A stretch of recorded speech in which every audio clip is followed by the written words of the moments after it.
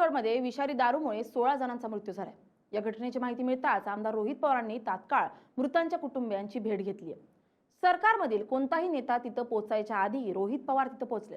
आधी कुटुंबियांचं सांत्वन केलं, त्यानंतर आपला मोर्चा त्यांनी दारूंच्या अड्ड्यांवर वळवलाय। अजितदादा जसं धडाडीनं एक घाव दोन तुकडे करत असत, तीच झलक आज रोहित पवारांमध्ये दिसली। बरं, विशेष म्हणजे रोहित पवारांच्या लग्नाचा आज वाढदिवस आहे। आज लग्नाचा वाढदिवस असताना रोहित पवार अजितदादांसारखे गरिबांसाठी झटताना दिसत आहेत। अजितदादा सकाळ झाली की सर्वसामान्यांच्या भेटीसाठी, कामांची पाहणी करण्यासाठी निघून जात होते।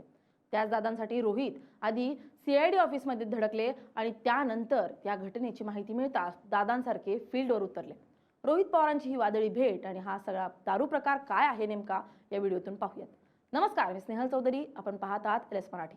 पुणे आणि पिंपरी चिंचवड परिसरात अवैध आणि विषारी दारूमुळे अनेक जणांचा मृत्यू झालाय। यात एका ठिकाणी एकाच घरातील 4 जणांचा तर एका ठिकाणी सख्या भावांचा मृत्यू झालाय। यामुळे एकच खळबळ उडाली। बिहार नंतर महाराष्ट्रात ही दुसरी मोठी घटना आहे ज्यात विषारी दारूमुळे अनेकांचा मृत्यू झालाय। बिहारमध्ये 2024 मध्ये विषारी दारूमुळे 30हून अधिक लोकांचा मृत्यू झाला होता। आता महाराष्ट्रात 16 निष्पापांना आपला जीव गमवावा लागलाय, तर अनेक जण रुग्णालयात मृत्यूशी झुंज देत आहेत। ही अत्यंत संवेदनशील आणि गंभीर परिस्थिती समोर येताच आमदार रोहित पवार यांनी राजकीय आणि वैयक्तिक हेवेदावे बाजूला ठेवून तात्काळ मृतांच्या कुटुंबियांची भेट घेत धीर दिलाय। विशेष म्हणजे आज रोहित पवारांच्या लग्नाचा वाढदिवस आहे। वैयक्तिक आयुष्यातला एवढा मोठा आणि आनंदाचा क्षण बाजूला सारून त्यांनी पीडित कुटुंबाच्या पाठीशी उभं राहणं पसंत केलं। रोहित पवार यांचा विवाह 2012 मध्ये झाला। त्यांच्या पत्नीचे नाव कुंती पवार असे। कुंती पवार या पुण्याच्या उद्योग आणि सामाजिक क्षेत्रातील अत्यंत प्रतिष्ठित व्यक्तिमत्व सतीश मगर यांच्या कन्या आहेत। अत्यंत श्रीमंत आणि सुसंस्कृत कौटुंबिक पार्श्वभूमी असूनही कुंती आणि रोहित पवार यांनी नेहमीच आपलं जीवन साधेपणानं आणि समाजकार्याला समर्पित ठेवलंय। लग्नाच्या वाढदिवशी कौटुंबिक सोहळा साजरा करण्याऐवजी रोहित पवारांनी गरिबांच्या अश्रू पुसण्याला प्राधान्य दिले। यावरून त्यांची जनतेप्रती असलेली निष्ठा दिसून येते। पोलिसांपर्यंत पोहोचलेली आहे।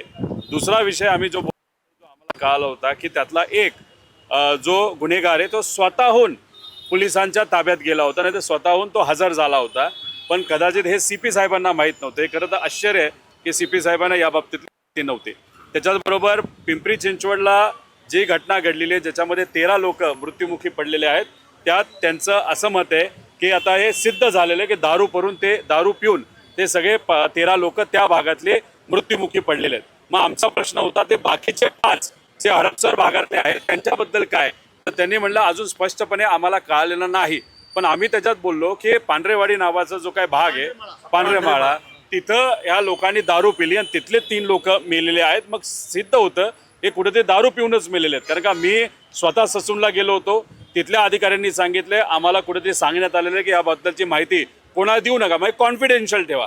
म्हणजे गरिबाचा विषय हा कॉन्फिडेन्शियल का ठेवला गेला मला माहीत नाही। मग वेगळ्या पद्धतीने माहिती काढल्यानंतर 5च्या 5 लोक ज्यांच्या बॉडी या ससूनमध्ये आत्ता आहेत ते पूर्णपणे कशामुळे मेलेत, तर फक्त ते दारू पिल्यामुळेच, आणि ते सुद्धा खराब पद्धतीची दारू पिल्यामुळेच झालेलं आहे। त्यामुळे पोलीस काही माहिती का लपवत आहेत हे आम्हाला तरी त्या ठिकाणी माहीत नाही। आणि त्याच्याचबरोबर आम्ही त्यांना बोलत असताना तर पुढं काय, तर त्यांनी आम्हाला सांगितलं की आज संध्याकाळपासून आम्ही वॉशआउट नावाचा एक उपक्रम हातामध्ये घेतलोय, नाही तर आम्ही एक कारवाई तिथं करणार आहोत। आणि त्याच्यात पूर्णपणे पुण्यामध्ये असणारे जे कोणी असे अवैध विकणारे दारू विकणारे लोक आहेत त्यांच्यावर कारवाई करू।